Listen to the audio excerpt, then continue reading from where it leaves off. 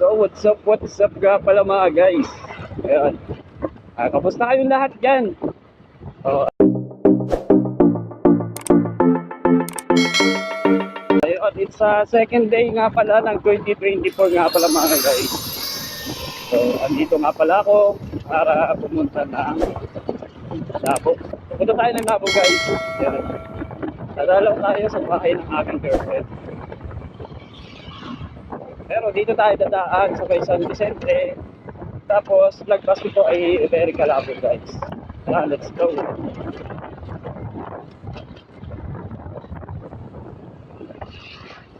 So ayun nga pala ba guys sa kampo.